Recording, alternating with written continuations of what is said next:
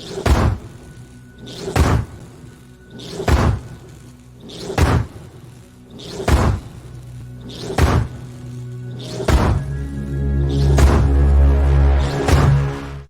what is up, you guys? This is Kylan King, and I'm going to need you to do me a big favor. You ready? Go check out the Three Count Podcast. They have awesome guests on all the time, including myself. Go check it out.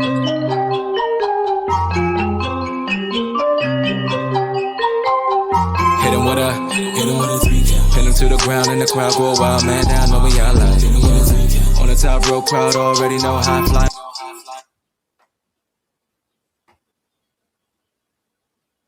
Boys, ladies and gentlemen, boys and girls, children of all ages, it's your boy, your nephew, your cousin. It's the Don, Chaz Evans, and you're checking out the 3 Count Podcast debate show. And let me introduce my tag team partner, the guy who's going at it in the ring with me right now, going to debate out with me. He is the Red Dog of Red Dogs. He's actually the man that runs the show because, quite frankly, I don't do anything. All right, so he's the landlord of the Dog Pound. He is the Red Dog, Cliff Miller. Hey, yo, it is the Air Force veteran intel specialist, the one you call on when you need to get the job done, the champion of chit chat, and your friendly neighborhood Red Dog. And yeah, hi. Oh man, so we are back with another wonderful episode of the debate show. So let's get right down to it. All right, we got some announcements for you guys. If you have not already done so, make sure you follow us right here. All right, on Twitter, all the way over there. Twitter at 3count_pod, Instagram 3countpod, and our TikTok 3countpod. Like us on Facebook at the 3 Count Podcast, and also make sure you subscribe. All right, to our YouTube channel. All right, 3 Count Podcast. Hit that bell button so you get a notification every time we upload a video, and make sure you subscribe to our podcast for our audio version on all major podcasting platforms. And if there's a platform that has podcasting, we're on there, whether it's Google Podcasts, we're on Spotify, we're on Apple Podcasts, we're everywhere. So you have no excuse to not check out the 3 Count Podcast. So make sure you do all those things. Also, make sure you buy a shirt. Enough said. Yeah. Buy a shirt. Buy a shirt. All right, Cliff. Before we get started on our first topic, tell them what's going on with Now Entering the Ring. Yeah, so now entering the ring, we definitely have some great stuff coming up.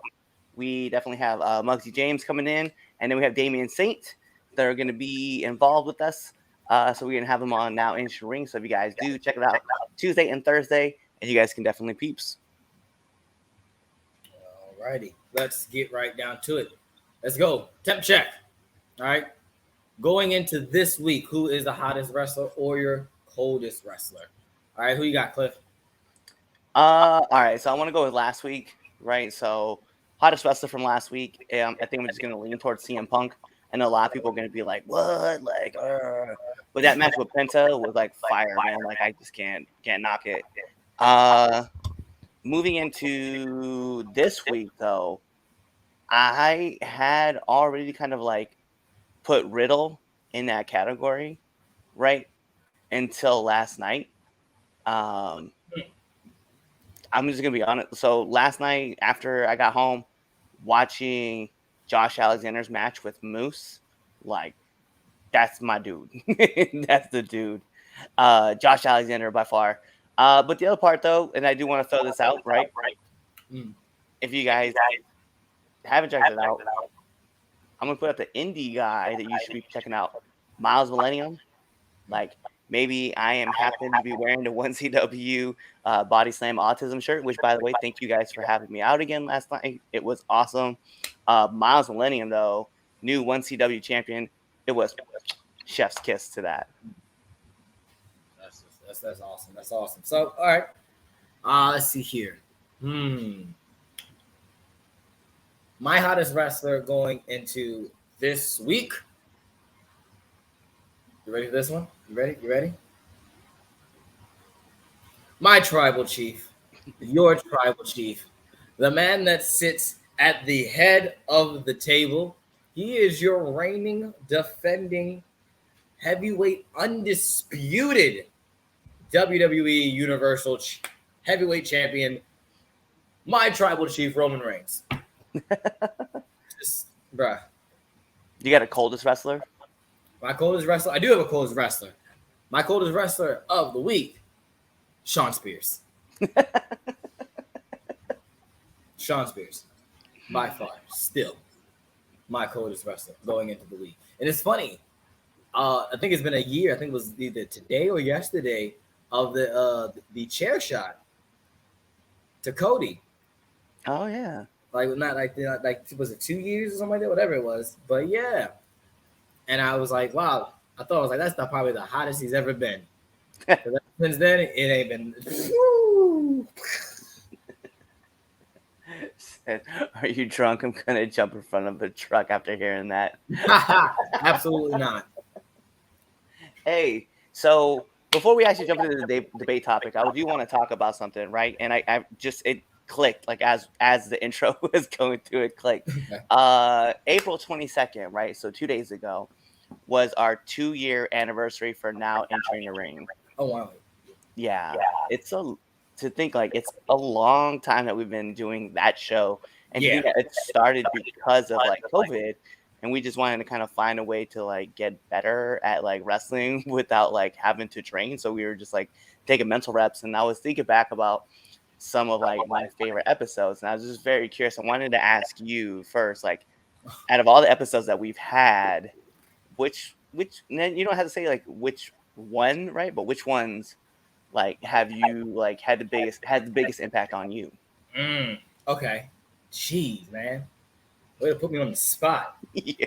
Because there are so many, and I'm not afraid of being on air. I have not listened to every episode.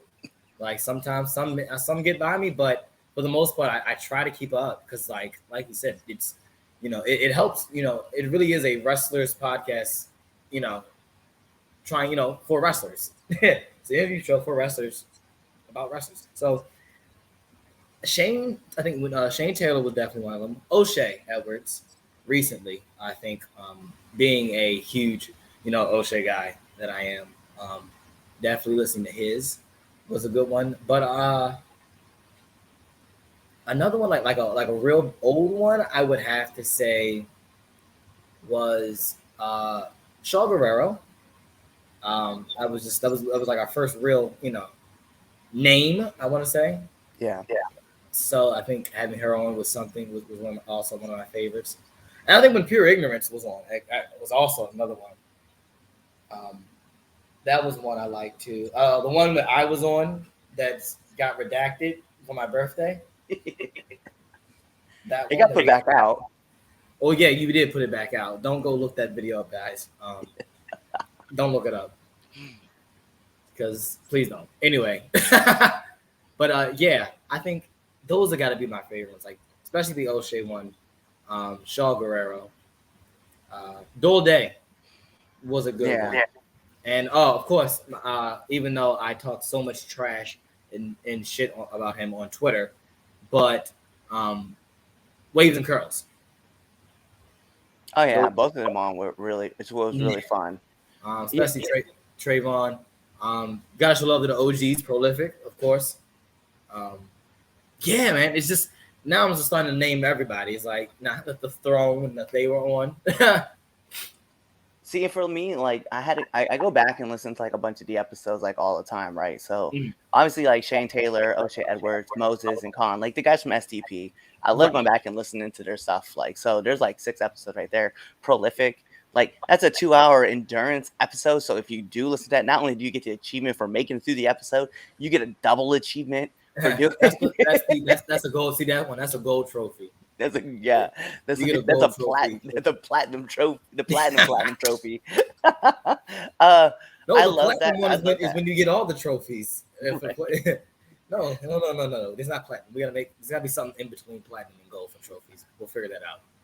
I think another one that I like, which is kind of like underrated, right, was the one with Adrian Sanders, Prince Shango. Oh yes, yes. I love that Prince episode. Shango, yes. Because he's just so like he's so very much down to earth, and it's just so much fun getting to talk with him. TJP, was definitely another one that I enjoyed listening to because he was like, that was our 50th episode, and it was such a big thing for us. And then from there, it's funny because like you'll notice like one of the questions change, right? And I can tell you the exact episode that it happened, which has a huge influence on me, right? So it's episode 150. It's with Danger Hawk, Dennis Morgan, right? So if you listen to episode, I remember that. Okay, I remember that episode. I remember that. If you listen to episode 149, I always say like, "Hey, so what got you into the business?" Right? After I asked that question to him, if you listen to episode 151, the next question is, "Hey, what brought you into the sport?" Because that was something that I never thought about, and then to have him bring that to me and say that to me, I was like, "Oh yeah, you're 100% right. Like, this is a sport. Like, yeah, we know it's a business, but when you're in it, you're in a sport. You're a pro athlete, right?" And so I was like, "Dang," I was like, "That's very crazy to think about it that way." So like the question changed, and then I brought it that way, and then the episode with Killian McMurphy, like he's like, "I hate it when people call it a sport." I was like, so recently I've been calling it like, what got you into the business, the sport, the performance, whatever you want to call it, like just what brought you into this. That's funny. I haven't what's called, I'm on back order on my, but it's so cool because that's funny. Full transparency for you guys, like another episode that you guys are gonna absolutely love is the one with Trisha Dora, which that comes out May 12th. So I'm just give you that heads up of that date. I may or may not have already heard it because this is my show. But it's so cool because like we are starting to expand out, more people are coming on the show, and we're getting a lot of advice. Like I can't wait for there's some guests that I don't want to tell you guys who's in the works, but it's been interesting to like listen to everybody's stories and just like how they got involved, and then like just the ways that they're like all the lessons that were being taught, right? And one of my questions I love asking people is like, what's one of the hardest lessons you've had to learn since being in the business or being in the sport, being in the performance? And it's interesting to hear everybody else like have a different answer for that one question, right? And it's like some people will tell you, being patient was like the number one thing that they're having a hard time learning, or that not everybody, and this is something that like it woke me up, and I had to really think about this. Not everybody is on your team, and not everybody on your team is not with you to the end. And then because everybody wants to be on your team until you start doing better than them or you're doing more things than them, and then they don't want to be a part of your team anymore. And I was like, dang, that is not a lesson that I was ready to hear, but I'm glad I heard it, because I was like, I remember that. I was like, that's such a great thing to hear. And I was like, now I'm like, because and something else somebody else says is that there's always snakes in the grass, and he's like, some people will be like, I've been bit more than I've actually killed, but they're always there. And I just think about it, I'm like, damn, dude, like that is a crazy thing to think about. And I'm so grateful for like all the lessons that I've been able to take on, and like looking through my notebook and just seeing the interviews, and I'm like, damn, like I remember this question, and I remember that answer, and I remember this answer, and just like taking it all. It's been an awesome ride. No, man, like you definitely you have put on like hi, yes, absolutely. Absolutely. You know what? Does Corny do interviews? I don't know. I mean, I haven't not asked. So the answer to us right now is no. Now that you put it up, I'm just intrigued on what you would ask. Especially to pick his brain of the business and see what. Oh wow, that. Anyway, sorry. Go ahead. Do you have a bucket list? Yeah. Do you have a bucket list interview? I have so I talk about it a lot in the interview show, that the pinnacle for me, like the top 3 interviews I want to get is Sting, Rey Mysterio, and Chris Jericho. Like I have not shied away from that. Like that's always going to be there. But it's been also crazy because since then, right, of just like finding those guys, like somebody else that I would love to have on the show, and maybe popping on, maybe not, I don't know. But Danhausen is another person that I would love to have on the show, because Danhausen's character in itself is just an embodiment of like the things that like I would love to be able to do, just kind of like free up and be open. Another person that I would love to get on the show would be, as much as I talk about him being mid, Cody. Cody Rhodes would be a person. I would love to pick his brain. Dustin Rhodes, Randy Orton is another name. John Yeah. Cena, of course. The Rock, let's be honest. Steve Austin, Stone Cold. But if I wasn't talking about those big names, right? Because those are obviously massive names, right? Faye Jackson, Darius Lockhart, Kid Bandit. Who else could I think of right off the top of my dome? I would love to be able to talk more with there's like so many names flooding in. Just like trying to get them all. Enzo, Big Kaz is another one that I would love to talk to. Hoodfoot is another person. Bill Dixon is another name I want to talk with. Yes. Right? This so I mean I could just keep rattling off like all the number of names. Big Swole is another one because I know she's still out running around. Eva Lise is another one. Thunder Rosa is another name that I want to get on. Dr. Britt Baker, Adam Cole, like the names could keep flooding on. I would love to get Allie Katch as well as Effie on because they're just like tearing up the scene behind the Briscoes. Like, yeah. So there's a list of names that I would love to get on the show. Yeah. Wow, it would be awesome. Their experience, their knowledge of the sport. Yeah, definitely. Oh my God, I hate Danhausen. I love Danhausen. You love Danhausen, or you'll be cursed. So funny story about Danhausen. I've been doing that to the little kids at my job. I just go, and they'll run over like the little kindergartners, and they think it's the most funniest thing ever, and they run away.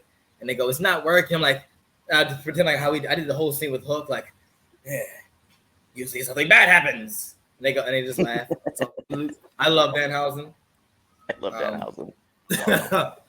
It's entertaining. But all right, let's get right down here to business. Let's get to the debate show. This is what you came to see. If you want to listen to the interview show, go check that out. All right. We got like I said, a whole bunch of interviews. Okay, go check one of them out. Here we go. First debate topic. For those of you who have not heard Tony Khan's big announcement that he does every other week, but he's got another big announcement, and that was the crossover show Forbidden Door between New Japan Pro Wrestling. Woo! It's finally happened. There's a joint show. I think it was June 26th. I think it was the date, if I'm not mistaken. But yeah. So, how should they go about that? That's what we're going. That's how we should. That's our debate topic. How should the AEW New Japan crossover show go? We'll let you go first, Cliff. I don't know. I love the fact that it's in Chicago. So for me, it has to be in Chicago. If it's not in New York, it has to be in Chicago. Yeah. I mean, it could be in Dallas, right? Like, I guess, like you go back. Yeah. But yeah, Chicago makes no sense. Going to Dallas after WWE though, I think. Tony's trying. He's trying to stay away from that. But yeah. So I think for me, I don't know. You got to get the dream matches that like the fans are like really like urging for, right? I know I saw one with CM Punk versus Kenta, and I was like, I need that match because it would be the battles of the go to sleeps, and I would who would hit it? Like who would hit it first? Like that's the story you tell. That's the story you're telling that match. And I know that's how they would do it, and I'm just like, bro, that'd be dope to see. Yeah. So another one that I think that it's just another matchup that I would love to see would be like, I know like they're talking about the Elite, right? Right. But personally, I want to see Adam Cole versus Jay White. Like, I think that would be a match that people need to see. They would love to see. From there, it's just kind of like a who's list of where you want to go. Obviously we got to see Suzuki versus Samoa Joe, right? And we've already seen him with Moxley, right? And I think another match that I really want to see, and he kind of called for it, and now I really need it, Zack Sabre Jr. versus Bryan Danielson. Like, so I think you need that's probably the match. I think you just need to give the fans what they want and what they want to see. So I think that's definitely like tops for me. I want Okada. I don't But care. Who do you put Okada against? I don't care. I mean, I just want Okada. Like, you can give me Okada versus Punk, and I think that will slap harder than a $2 steak. Like, you can give me Okada, right? And Jungle Boy. My God. That exactly. Listen, as soon as they announced it, I was just because my obsession with Okada. I love Okada. I think Okada's my favorite New Japan guy. It's just I love Okada. If it's Okada, I'm watching it. I think a list. You have to. I think you put Okada. You have to put your big names on there. You know what I'm saying? Like, yeah, I get. Yeah, you have to have Jay White, Tanahashi. Like, what about Naito, Ibushi? Yeah. Like, who does Ibushi wrestle? Does Kenny come back for that? Do we get Kenny versus Ibushi? No, Kenny just came out. Tag them up. So a lot of people keep putting Kenny's name out there, but I think a lot of people forgot that Kenny Omega just had knee surgery. Like, he's done till 2023. Like, that's the rumor date. Maybe he comes back healthy and like suddenly he's like that dude. But yeah, I didn't know he had knee surgery. Yeah, so he's at like he had the shoulder thing, he had his back thing, and then he had the shoulder thing. I remember the shoulder. But I know he's been having like a lot of work done. I don't blame him. I mean, I know he's in nonstop. So, but there's just like a lot of cool matchups that you can have. But I really think like Tony needs to like really play this out, like slowly get this in, because like obviously it was June 24th. I think that's the date this then. 26. So there's just a lot of stuff that can happen on that show that you can do, and then you can premiere younger talent, like, and show them off, right? Like to the fans, like who's showing up. I think I'm telling you right now, like I would love to see Darby Allin and Will Ospreay.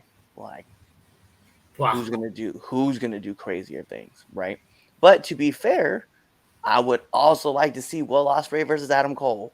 I just think that would be fun. So, because Adam is such a great base for anybody, and then he can, everybody can work around them. I would love to see Gorillas of Destiny versus Kyle O'Reilly and with Red Dragon, right? Kyle O'Reilly and Bobby Fish. Like, I want to see Red Dragon versus Gorillas of Destiny. Like, that would be so much fun. No, I want Okada. Give me Okada versus anybody. You can give me Okada versus everybody, like in that AEW crossover show. Like, listen, I'll put over -1. Clean. What a roll up. Our friend Big Joe Ben Bishop just had a match with 10 and -1. He did. Yeah, he did. Ben did. I think I just think it's what you go with the dream matches. That's funny. Ha ha ha ha ha ha ha. I think you go with the dream matches. I know they're doing the Owen tournament as well as a part of that show. So who knows? Who's not to say that somebody from New Japan is in that finals? You know what I'm saying? Like, what if we get some of those matches in that tournament as well? Right. So yeah, I'm all for it. I think it's dope, but give me Okada. I definitely want to see Okada and Tanahashi in those matches. Like, I just think I need to see that. Oh, because that's man. That's a bad man. And this is my problem. Like, this is my problem, right? And so hear me out when I say this, right? So yeah, you could have like Okada versus, like, let's say Hangman Page, right? But there's not another person on that roster currently that I think that you could be like, yo, Tanahashi and Ibushi will take on this dude and that dude, right? Right. Like, that's the problem. Like, we could be like, well, of course, Zack Sabre Jr. versus Bryan Danielson. That makes sense because it's a battle of, like, the thing is that I don't know if you saw, but Sabre Jr. like on an interview said, well, I've just killed the Japanese dragon. where's the American Dragon at? Like, all right, so you've already teased that match, right? And then from there, like Jay White and Adam Cole will do their thing, right? But I just don't think there's another name that you can throw in there with like Tanahashi or Ibushi or, you know what I mean? So yeah, you're gonna say like Hangman versus Okada because you can do that thing. But after that, really, like, can you name me another person that you'd be like, that's the dude I'm gonna put? You're gonna put because MJF was like, don't put me in any of these dream matchups that you guys have, right? Makes sense, but who else is next? Like, where else do you go? Right. I mean, you're right. You're right. I don't know. Because I also can't say I'm not a dedicated New Japan follower either, so I couldn't even tell you that. Because like you add strong, because like with strong, is strong considered? Yeah, but see, like you could have already said it, right? Like you've already named off like 3 dudes, right? So Okada, Ibushi, and Tanahashi, right? Right. But then look at the other side in AEW. Who would you consider the 3 guys that you would put up there, right? And I'm pretty sure if, no disrespect, if Cody was still around and Kenny wasn't injured, that's your 3: Hangman, Cody, and Kenny, right? Like those are your guys. I mean, I would put Jericho still up there. I still would put Jericho in that conversation, because Jericho is that, American, went over, I don't say American, but he's not American, but you know what I mean? When he went over there and, was having these bomb matches with Kenny, with Tanahashi, like, I would put Jericho in that conversation over a Hangman, even though he is the champ. Because you can easily, you can easily do Hangman versus some versus anybody like of those top 3 in New Japan, and just say that's a title match, and that's it's set because with the title, that title has prestige in the short time that it's been a thing. It has prestige, so it's set. So I think excluding Hangman out of there, I would put Jericho. I would be Jericho. Punk. And see, I kind of think that you'd also, so at this point in time though, you would have to include so obviously well, and let's just say right, because Cody's gone. Yeah. So Kenny's gone. Yeah. So to just put it nicely, like Hangman is obviously like the top dude, right? You can go with Jericho. And I think post that, you kind of made a good point. Moxley and Bryan Danielson are gonna have to be the next dudes that kind of like step up in those like top 4 roles. Absolutely, yes. But it's just and then Punk. I think it's Punk. I think you put Punk in there because you think about who's getting all this just the stuff, who's getting more all the time. Yeah. Yeah. But when you're talking about putting up like those big names against each other, I don't know if not that I would knock Punk's work rate, but there is obviously he's been gone for 7 years. He's like getting his legs back underneath him. He's not the same kind of Punk that he was back in 2013, 2014, right? Absolutely. It's just one of those things where we're looking on the outside and we're just like, damn, dude, like obviously Danielson, obviously Moxley, obviously we're trying to go with, we could put Jericho's name in there because he's still one of the biggest draws. And then after that, you have Hangman. But there's not, and then Adam Cole, like clearly, like that's your big 5 swingers that you have, baby. And then obviously like Jay White, but Jay White is probably gonna be playing on Team New Japan, right? It's just, I don't know. To me, it's just crazy to see like the way that this is all like playing off. Like, dude, like there's do they do a typical 5-on-5 match? I would love to see. I'm not gonna front like I wouldn't want to see the Undisputed Elite versus Bullet Club. That's interesting, and I wouldn't mind seeing that either. But I would, that's probably do it in a stadium stampede. I'm joking. That was a joke. I think my other big problem though is that, and Richard made a good point about like it's kind of like pushing the older stars, but the problem is though is that the younger like this unfortunately is not like I want this to happen, right? AEW versus AEW cross New Japan, but I don't want this to happen right now because MJF, Jungle Boy, Sammy Guevara, um, and Darby Allin are just not there yet. Like they're on that cusp of just like being LA to that next level, but they're just not there yet. And so to me, I'm like, if I'm putting names like Okada up, I'm the first person I'm not thinking of is Darby Allin or Sammy Guevara. Like I'm just not. Right. And I want it to be that way. So like if they do this in like 2 years, right?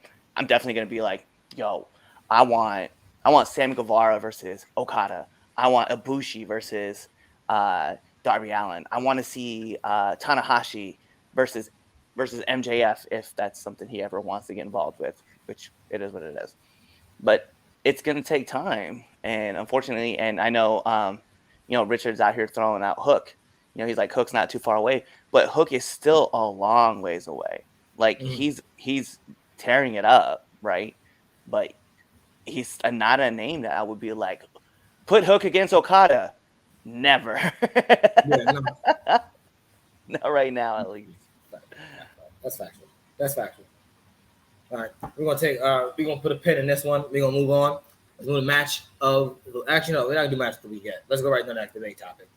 I like the banter we're doing. So our next topic is why do wrestling marks hate big men? Okay, and when I say big men, I mean like your Kanes, your Great Khali's, your Wardlows,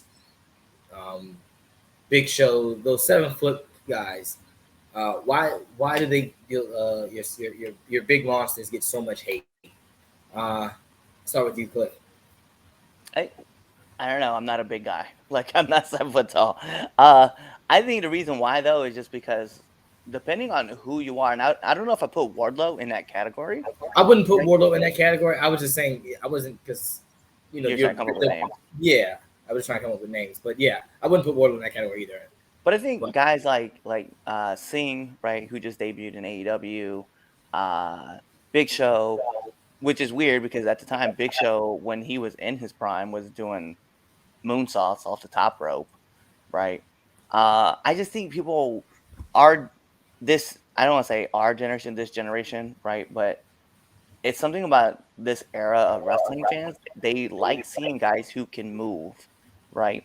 And unfortunately, there's a lot of 7-footers out there who cannot move, like someone as like a Darby Allin or a Rey Mysterio or like a Juventud Guerrero or Eddie, right? Just throw out just a couple names. They want to see those guys who are flashy, with those Will Ospreys, those Ricochet types. And unfortunately, we're kind of like pulling away from like the bigger guys, and we're looking at those like smaller dudes, right? Like Randy Orton is kind of like the exception to that rule because like Randy, he's like, I think he's like 6'6", 6'8", and he can when he wants to, he moves really, really fast, and and obviously like hitting the RKO out of nowhere. But I think people are more drawn to like guys that they are relatable to versus because WWE and AEW are always looking for those big name talents, right?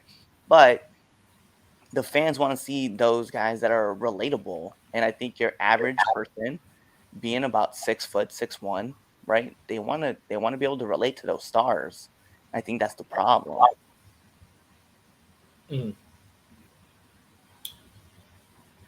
We are in. So I go along with the same. So you were saying, Cliff, it's just we in this era of the high spots, the moonsaults, the Tobe Suicida, the real fast-paced wrestling, the cruiserweight era of the 90s, pretty much. That is, that's the style that everyone, that's pretty much wrestling is like base now. Is this okay? Let's see, where can I get my moonsault in there? A couple of spots here. This chain wrestle for the back home. Canadian Destroyer kick out at 2. Rare pause match. That's the opening. So I think that's the thing. We've like you said, because we've moved on from the the battle of the behemoths. Like, not to say that there's not a place for that still in wrestling. I think that's another thing. Because there are times, where the big man, like, for example, Keith Lee. Now, Keith Lee is an exception to the rule because Keith Lee is the big man. He can move like that. He's hitting, you know what I'm saying, moonsaults clean. Like, they're like, so he's an exception. But guys like that, they play off that, David Goliath story. Still, that's still the story in wrestling. That's the easiest story to tell, and it can easily get over. So I think they get so much hate because it's not 1985 anymore. Everyone wants to, like, if you're not jumping off the top rope, it's like, hey, that's not wrestling. What I don't say it's not wrestling, but it's not modern wrestling. Yeah, and I think a lot of people like that whole like Keith Lee versus Dominic Dijakovic match, right? Like, we talk about that from TakeOver. Their PWG match was like massive, right? But there is something to be said about those matches where, like, your Killer Cross matches, right? Or you want to look at someone like Scott Hall and Shawn Michaels, right? Shawn is a little guy, but he's like, they didn't wrestle like a cruiserweight, right? They wrestled like these crazy, like, strongman matches, Macho Man as well, Macho Man versus Hogan, or Macho Man and Steamboat, right? Like, those matches are classics and they're great matches to be told, but it's almost like everybody wants to see Will Ospreay versus Ricochet, right, from like New Japan, and they want to talk about those matches. That famous clip. Yeah, and everybody's like, yeah, that's what's gonna sell. And yeah, there is a place for Yes. code. There 100% is, but it's just like, you still have like all, because, like, I'm gonna be honest myself, like, I'm not a flippy dude. Like, I can do flips, but I just choose not to because I want everything to be based on ground. Like, I want 3 moves to, like, get over, right? Which would be like a suplex, and, like, I have like the driver, and then a Northern Light suplex that I love to hit. And I just want to sell like those moves because I think the more you sell, right? And this is something that I've also learned from like the podcast and stuff. The more you sell, like, the more people are going to get drawn to your matches. And you don't have to, and this was something that Taker said too, right? You don't have to do a 630, right? So what are you going to do next? Like, what's the next move, right? You want to build these like moves up to mean something. And I think that's the problem, though, is that as fans, like, we're always like into the flash stuff. We're not into like, tell me this story about how this person can't use their arm, right? Because it's injured. But like, and I think that's where Charlotte gets a lot of heat, right? Because she doesn't do, like, she has her backflip that she does off the buckle, right? But before, she was telling these cool matches, and I look back and watch them. They're not bad. She's telling these matches about how she's systematically breaking down somebody's leg, and like, the fans aren't rocking with it. And the reason why fans aren't rocking with it is because she's not doing this triple corkscrew moonsault to flat hit nothing, to only get rolled up, right? I think that's what it is ultimately for me. It's just that fans, like, they want to see those big moves, but you got to know where to put those big moves to get the draw that you need, because not everybody's going to be like, hey man, I can do a 630, or I can do a 450, or I can do a 054, right? Not everybody can do those things, and I think that's what fans are expecting. When they see you in a ring, they want to see those things. Now, granted, like, something I'll share on to the side, when I saw Trey Miguel like do that running slide through the second or the bottom and the middle rope out to a Canadian Destroyer on Blake Christian, I'm not gonna front. I was like, I've never seen that before. But now I've seen it, and if somebody else does it, I'm like, but you didn't do it as good as this person, right? And then I become that fan. I'm like, Jam, I don't want to be that person, though. Yeah, right. You don't want to be this person to do it. No, I got you. But no, I think we've gotten. Well, I see with that, because I think that's European style is the why, when you see Walter. Walter still can move as well, but that's that European style. Is just that technical, you know, we're not gonna do too much flipping. We're gonna work this wrist lock and holds. Whereas, you know, I think we've gotten to the Japanese style of wrestling is the hard hitting. Pretty much lucha has taken over pretty much wrestling. That's at the forefront. The lucha has taken over, at least in the North American side of things. It's so weird that we say that like as an aspect, because like in the European style, it's more technical based kind of wrestling. Yeah. There's some dudes who do flips. Like we don't want to. Well, like, yes, put out yes. there. Not to say There's exceptions to the rules. Yeah. Yeah, there's exceptions to the rules. Like, yes, yeah, I'm not. Yeah, absolutely, there are. And then you look Like, at not like all Europeans, not all Europeans, right. wrestle But the like that. majority will be front. The majority, right? Yeah. And then if you look in Japan, and the majority of Japan is that strong style. Like That I'm gonna strong hit you. style. I'm gonna hit you hard in safe places, but I'm gonna hit you hard. But even Right. that those fans, right? Let's talk about like the Japan fans. The Japanese fans, like, well, they're watching the show. They don't like. They're not gonna pop. They'll cheer for like when they see like a big move, like with something that Ricochet. But a transition wrestling lock, they pop more for that than they do for flips, right? Because like Correct. when you watch like Okada and Kenny Omega, and they're going back and forth, trading lock after lock, selling each move slowly, but they're getting over.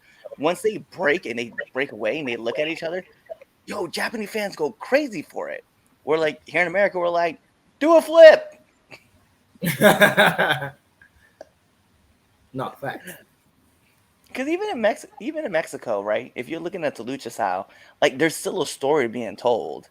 It's just everybody's like, I'm so fascinated with the penta move where he goes from the middle rope to the top rope and does this like 360 spin into like an arm drag. And while that is cool, that is just a story that's being told in Mexico about how I can do whatever you're doing better.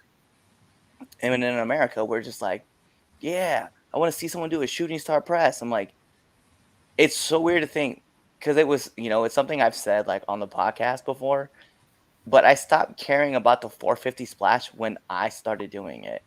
I was like, yeah, it's cool, but it's like almost everybody I know can hit it. And I'm like, I don't need to do this now. Right. All right. So but unfortunately for like big men though, right? To go back. For the big man though, I think people they don't want to see like that old school kind of style where it's like the immovable object versus the what is force. It? Yeah, the movable force.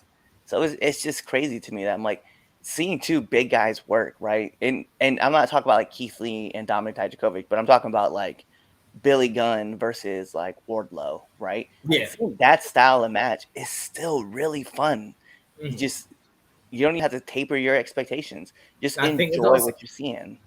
It also plays into the fact of the attention span of the average person. Yeah. So that also plays. Shinsuke doesn't get over as well because WWE limits him. I don't think that's entirely true. I just think that unfortunately, like, in America, the King of Strong Style doesn't get over in America like it did in Japan. Like, he will legit tell you he came to WWE to work that safer style of wrestling because, like, New Japan was beating up his body. Sorry, Rodney.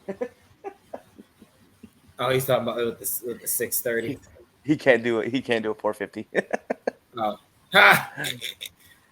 All right, let's go on. Let's move on to our match of the week. All right. So we all know Cliff's not going to give his match of the week because it's he has the Red Dog Power ranking, but he always gives you an honorable mention. But I'm going to give my match first. Okay, that trio match. Okay, on Rampage. All right, with Blackpool Combat Club was straight fire. Enough said. Nothing else needs to be said. It was fire. You need to go watch it if you like wrestling. You need to go watch that match. I absolutely love that match. And like I was so glad I missed it just so I could wake up Saturday morning to watch it in bed. It made it even better. Like it was awesome. I was refreshed. That also plays the fact it wasn't after a long night of SmackDown and work. So that's probably also the first thing I watched was that it was Rampage. Yesterday morning. So let me give you last week's, right? So Easter, right? My honorable mention would have been Deonna Purrazzo versus Willow Nightingale on Impact. Like, if you guys haven't seen a match, go watch it. It was really, really good. This is going to shock you, Chaz, but my honorable mention match was that Blackpool match. The Blackpool Combat Club versus Dante Martin. Who else was in that match really quick? Because I wrote it down as the BCC, which is probably not good.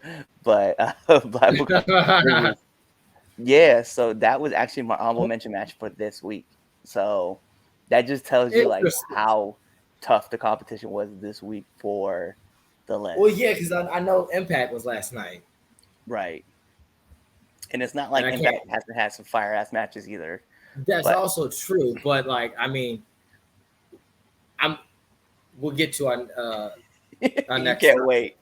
You can't wait to see what's in the power rankings because yeah, because now I'm curious for that. I'm curious. But I can't wait for the next topic. Also, I want to see what you have to say about what that goes into that because I feel strongly about the women's match, but that's me here. No, but go ahead. Wait. That's your honorable mention, right? I'm sorry, I forgot. Right. Okay. All right. So, our moving on to our last debate topic. So, who has the best women's division? All right. And we're going by promotion. So, Raw, SmackDown, NXT. That is all the WWE. So, yeah, who has the best women's division right now? Yo, if I did not have this argument earlier this week, right? I will tell you this, right? I'm gonna say WWE. Oh, that's not what I thought you were going to say. Okay. Yeah, I'm gonna go with the E. Yeah. Okay. Darn. But hey, on any given day, right?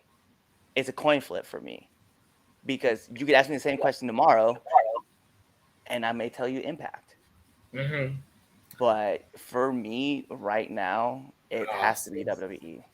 See, and I would figure. I just knew you were going to say Impact, and I was ready. I was ready to rip a new one into you and say absolutely not. But that's funny that you did that. All day. I've been waiting for this topic. That's why I put it last.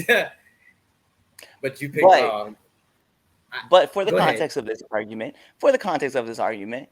I will take Impact, and we can go with it. Okay, go ahead. Okay, so why does Impact have the best roster, right? I think when it comes to Impact Wrestling, especially in that Knockouts division, every woman in there is capable of being the next champion, and every woman is built up very well, right?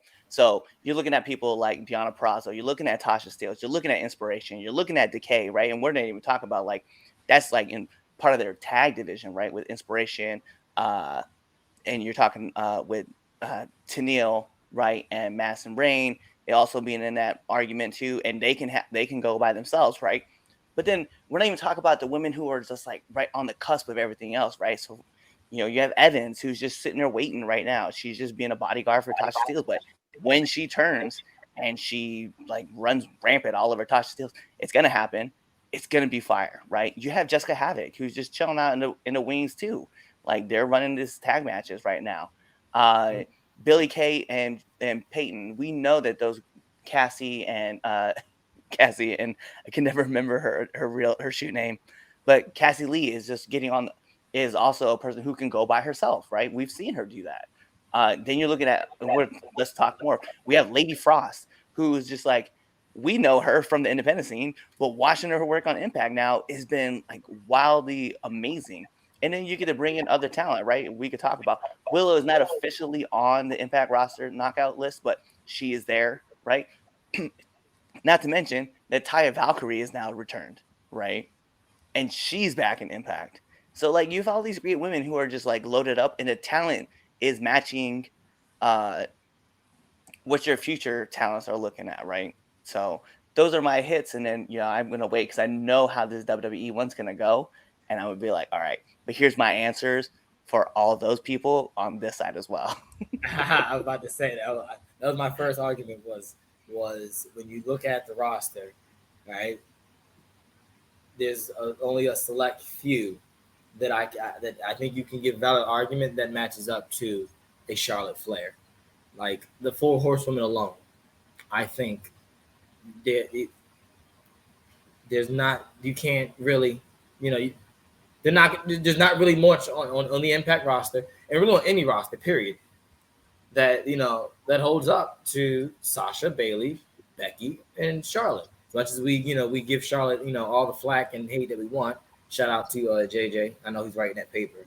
And I know he's listening. So like, no one compares them for. And if we want to look at that, if we want to keep going, Natalya, Natty is over there. Natty, even going back to NXT, she still puts on fire matches. Like if you give Natty time, Natty puts on bangers. And I think, if a lot of people have not noticed that when Natty has time, and they give her the respect that she is owed, Natty can put on banger matches. So Natalya, Shayna Baszler is another one. You got Asuka. Like that alone, you can't. None of the women, and you can, like I said, you can give argument for a couple. None of them and that's just 7. I think I just named 7 off jump. They don't compare. Like they just don't hold up to the star power and the work rate of those women. See, okay, so like the argument wise, right, like with the 4 horsemen women, right? I can definitely understand where you're coming from, but I feel like Deonna Purrazzo, because she didn't get a fair shake at NXT. Lines to be fair, right? But she came back into the indie scene, went to Impact, and then look at all the things that she's been able to do in that women's division. She's like elevating the game up. And then you're seeing people like, you still have people like Madison Ring that is like still like the staple of like women's wrestling over there. She's still kind of like the benchmark, right? You also have like Alicia Edwards. That's kind of like that up and comer. Well, I mean, she's been around for a while, but she's kind of like always floating around, kind of like a Candice LeRae, right? I feel like that's something that we could talk about. But then you look at someone like Chelsea Green, right?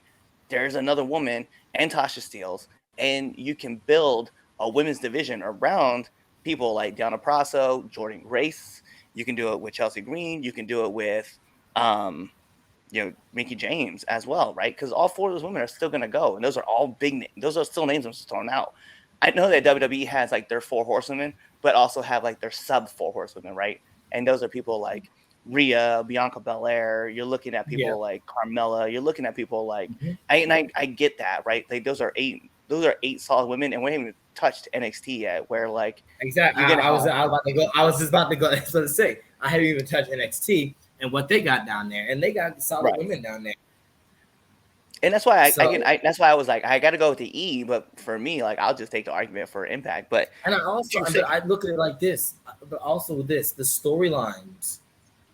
I think the E does a better job with the women's storylines. I don't. I think that one I will fight tooth and nail for. I listen. Some of the stories with the women, and not all. I'm not gonna say not all.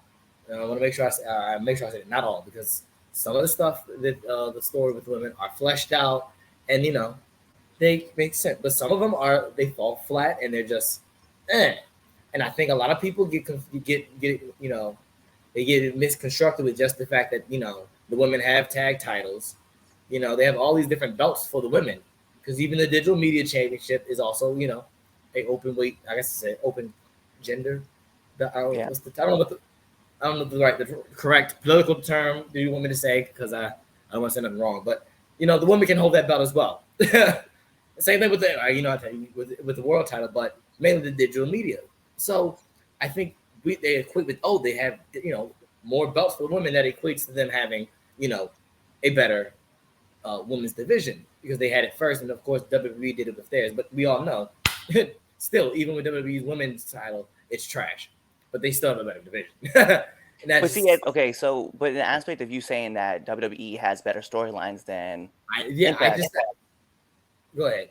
I can't agree with that statement though. So I think WWE has a more loaded roster, and they can put on banger matches. But I think the storylines, because listen, Su Yung had this whole storyline, never revolved around the title, was talking about how she was like gonna adopt somebody into Su Young's like crazy world, right? And that was a storyline all in its own. And then of course you had Jordan Grace, like as she was like holding the title, when she dropped the title, right? She had another feud with another woman that they were talking about, like, you know, being the best woman in the division, while Deonna Praso was still running with with her title. And then you had the tag division going on with Inspiration and Decay or the Influence, right? So you had those matches going on. Not to mention that the stuff that was going on with when when Tasha Steelz turned on Kiera Hogan, like there was that match. There was all these cool storylines that were happening all at once. But in WWE, it's like, hey, oh, we are friends. Oh, we are now enemies. Oh, we were enemies, but we are now friends. Oh, we were fighting for that title. And that's really kind of like the storylines that you get. Because like look right now, right? Rhea Ripley is gonna have a feud with Liv Morgan, right? Because they couldn't win the tag titles, right?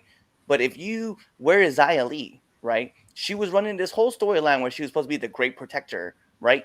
And then 2 weeks into her debut, they just washed her out. Like that was the thing that just happened. They didn't wash her out. She was on the live events. The live events, sweet. And then she came out with her promo where she was like, I was the great protector, but then I realized no one was deserving of my protection, so I decided to protect myself. Like, all right, well now she's a heel because she wasn't getting over, but she was like, if you would have given her a fair shot, she was getting over. And that's where I was like, yo, but we're messing up these storylines where like Natalya all of a sudden, like, they don't win at WrestleMania, so then she just leaves and goes to NXT, and now she's running this whole storyline with Cora Jade about what? About her hat? Like, come on, man. Like, you just mad. You mad at her, right? I will be honest, though, what they're doing with Roxanne Perez, I 100% love, because they're like, hey, which, by the way, question for you, sidebar, that part of the conversation. Roxanne Perez, is that our version of AJ Lee? Because she's a gamer. She's wearing flannel, right? She's also, coincidentally, also looks like they're giving her wrestling boots, but they kind of look more like high tops. Like, you know what I mean? Like, WWE is going to be out there. But nonetheless, I just think that Impact's stories, right, are better told than WWE's. Period. I will agree that some of the storylines you named, yes, are good. I'm not, like I said, not all of them are like that, but I think the Bianca and Sasha, nothing like that whole feud in that story, I think, boom, nothing tops that. Becky, but the long-term Becky and Ronda, because we know that's going to happen soon. It's going to happen. But the Becky and Ronda, and we can we put Charlotte in there too. I think that in itself, there's nothing comes close to that. The reign Asuka had in the story of Asuka and NXT. I just think they're fleshed out. Like, yeah, but it's funny. You have your misses and you have your sometimes you shoot, you miss, sometimes you make them. But I think more times than not, the E has better stories with their women. I just think Impact knows how to cycle through their women, and I don't want to say it like that. It sounds very messed up, but they just know how to get if Jordan Grace is not doing anything with the digital title, she's going after somebody else who thinks that they're like the best woman, right? Deonna Praso just got done wrestling with Taya Valkyrie over the AAA title, but nonetheless, like, there's that title that was being pushed out, right? Then you get to see matches where like Lady Frost is trying to compete to be like the number one contender, right? Or you have, and these are all things that are happening currently, the return of Inspiration to battle Rosemary and Havoc, or they get to wrestle with the Influence. Like, I feel like Impact is like, hey, so we're gonna tell this story. Then when Su Yung decides to return, they're gonna tell like another story with Su Yung kind of like coming back and being, Su Yung. I just think that Impact knows that, hey man, we have like 4 stories that we're gonna play with these 8 to 12 women, and we're gonna run this story across. And I think WWE is like, Okay, Ronda and Charlotte's story. What are we gonna talk about? Oh, the title. Oh yeah, the title. Okay, that's good. That's good. That's good. Good. Bianca. Who's she working with? Oh, Becky. Backlash. Bet the title. Right. Uh, who's what's our tag title situation look like? Which fades off every once in a while, right? And it's just those 6 stories. Like I love the thing that they're doing with Lacey, right? Lacey Evans, where they're like doing the promos. Is she gonna turn into? Is she gonna be Veer? Like we're just not gonna see her for like 6 months first. Like when does she come back? And what's the story that you have planned for her? Because it's not. It shouldn't be for the title. But guess what? They might put her right off the jump. Oh, we're gonna have you battle Bianca Belair for the title. Like, if it's not around the title, WWE doesn't know what to do with them. They just don't, and that's the unfortunate thing. Like I would love to see a title about, well, you may be the champ, but you're not the best woman. And then Lacey comes out with like, oh, I'll challenge you to see who's the best woman. And then you just like run this like crazy series, right? It's just, I don't know, man. Like long term booking about, Becky and Ronda. I agree, that's a fun story. But then they drop it for like 3 months and 4 months, and then randomly like Becky will make like that. Oh, and I'm the type that lives inside of her dumb brain. Like, and then it goes off. And then we don't hear about it. On his head, rent free. Yeah, we'll spin that plate just 1 second, and then we'll just drop it, and we'll just go about our business. I just think Impact does a better job of juggling all the plates and making sure all the women are talked about. Mm-hmm. Yeah, no. I forgot my last point, but I had another point, but I forgot it. But I'm going with it. I'm still, I got the E. I talk a lot. I'm gonna beat my point in. Yeah, I forgot my last. I had 3 points. I forgot what it was, but whatever. Master debater, right here. Let's move on to the Red Dog Power Rankings. So it is the Red Dogs Power Rankings. We're going to talk about Easter because we didn't have a show. We didn't have a show for Easter. We want to talk about our top 10 matches, right? So let's move in. Blackpool Combat Club over the Gun Club. That was number 10. Okay. Number 9. I actually like this match a lot, and I'm sure if I remind you, Chaz, you're going to like it too. Cameron Grimes versus Solo Sikoa on NXT 2.0. Yes. Such a fun match.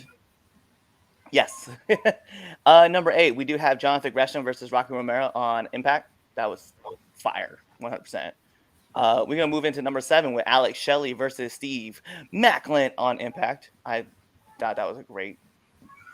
We got to move into number 6 with Riddle versus Jimmy Uso on SmackDown. Yep. But we got to move into our number 5 match, which would have been the Usos versus the Street Profits, because that match on Raw was hot. Yeah, I heard it was hot. I watched it after the fact because I don't watch Raw. So I only watch for for Cody, and after Cody, I don't watch it. So number 4 was Samoa Joe versus Minoru Suzuki on Dynamite. Like, I don't care about the stuff that happened after that match. I care about that match in particular. Number 3, this is CM Punk versus Penta Oscura on Dynamite. That was Fire. So good. What a way to open the show. Fire. That's how you open. Fire. Blow it up. We could talk about number 2. Cody Rhodes versus The Miz on Raw. It's definitely number 2. But number 1 was Hangman Adam Page versus Adam Cole in that Texas death match on Rampage. Because that was hard hitting. What's weird though, man, is that like the match was good, right? And I really enjoyed it. Not as much blood as I thought it was gonna be for like a Texas death match, right? Like when Lance Archer versus, I felt like more action happened with Archer and Page. I was like, I love that match. I mean, yeah. It's not my style. I didn't hate the match. I didn't like the match. I just right. It was good. It was just kind of like it's not my thing. Yeah, I think that's what it was. It drew me in a lot, Cody and Miz drew me in a lot too, but I was like, I just kind of like that aspect of like the Texas Death match, and I was cool with it. So as I mentioned, my honorable mention from this week, right, was Blackpool Combat Club versus Brock Anderson, Lee Moriarty, and Dante Martin. So yeah, fun match. Loved it a lot. I love the fact that they gave those guys a lot to do in the match. But I was like, compared to all these other matches, let's get into number 10. It was Darby Allin versus Andrade El Idolo, the Buried Live match on Dynamite. Is how we start with number 10. I didn't watch it. But we're gonna move into number 9, where it was RK Bros. I turned on basketball. It was with number 9. It was RK Bros versus the Street Profits on Raw. Mm-hmm. I was like, I had so much fun with this match. Number 8. This is a match that I know a lot of people haven't seen yet, but if you get the chance to see it, go watch it. It's definitely important. It was Miles Millennium versus Bo Keller at 1CW. And this happened last night, by the way. I said that happened last night. Yeah, it's such a good match. And I was like, it definitely ranks up here on this week. By the way, it's the first time that he's been on our list, and one of our guys who's been on the show. So going to number 7, it was Carmelo Hayes versus Santos Escobar on NXT 2.0. I was like, hey, just like Carmelo says, that man don't miss. Like, that match was fire. We're going to go to number 6. It was Riddle over Jey Uso on SmackDown. Such fun to watch. Number 5, this is a match that this has to be the benchmark match for the week. Taya Valkyrie versus Deonna Purrazzo on Rebellion was such a fun match to watch. So if you guys didn't get a chance to check it out, go check it out. It's very important. It was really, really good. We're going to move into number 4, where it was Adam Cole, Baby versus Ishii on Rampage. That match was so much fun to watch. We're going into number 3. It was CM Punk versus Dustin Rhodes on Dynamite. Can't beat good storytelling. Not even a lot of flips. They were just killing it. We're going to move into number 2. If you guys did not see this match, I'm going to just look at the microphone and say, I really need you to watch this match. It was Bullet Club versus Honor No More on Impact. I am not one for multi-man matches, but that is a dream match right there. Dudes from ROH versus the Bullet Club. Yeah, I would take that all day. And number 1, this match comes to us from Rebellion. I make it no secret. He is one of my favorite wrestlers to watch. So, of course, he's going to be on this top list. Josh Alexander over Moose. That's right. I'm just going to say it again. Over Moose. This match was just fun to watch, and it was great storytelling. And it just attributes to the way that they perform. So, love it. Yeah. Okay. I mean, I just personally enjoyed that trios match the best. But, facts. All the matches said were fire. So, yeah. that's the problem, man. I can't fault you. There was a lot of good shit this week. It was so good. Yeah. So for those who have made it to the end of this show, you get an achievement from my Xbox people. You get a trophy for my PlayStation. Gotta include everybody. So if you have not already done so, make sure you hit those follow buttons on our social medias right there at the bottom of the screen. Subscribe to our YouTube channel. If you are listening to our audio version on our podcast platform on Apple Podcasts, make sure you give us that 5-star frog splash review.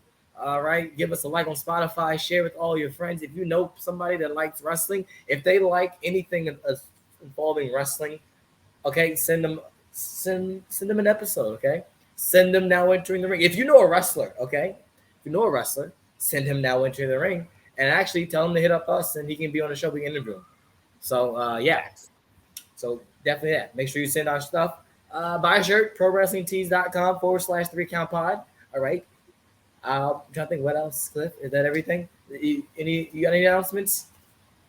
No, I mean just be on the lookout for us because we're popping up all over the place. We're everywhere. We sponsor shows. Okay. Yeah. Hello. So If you want us to sponsor your wrestling show, email him because he does everything. Yep. I don't do nothing. He runs it all. Okay. I'm just the figurehead for taxes because we can be a black-owned business. And on that note, I'm here with the Red Dog or Red Dogs, Clifford, the Red Dog Miller. I'm the Hood's Batman, the Don, Chaz Evans, and thank you for checking out the 3 Count Podcast Debate Show. Make sure you're there next week for another awesome episode of the Debate Show. Be there or be here, okay? 5:30, 6 o'clock. That's usually when we start, okay? Just be there, all right? Yeah. And help us body slam autism. Exactly. Autism acceptance outbreak this week. If you're in the Hamburg area, I'm there. Hope to see all you people there. Shout out to Outbreak. All right, Pure Ignorance stepping in the building. Yeah. Okay. And also, just buy a shirt. Buy a shirt.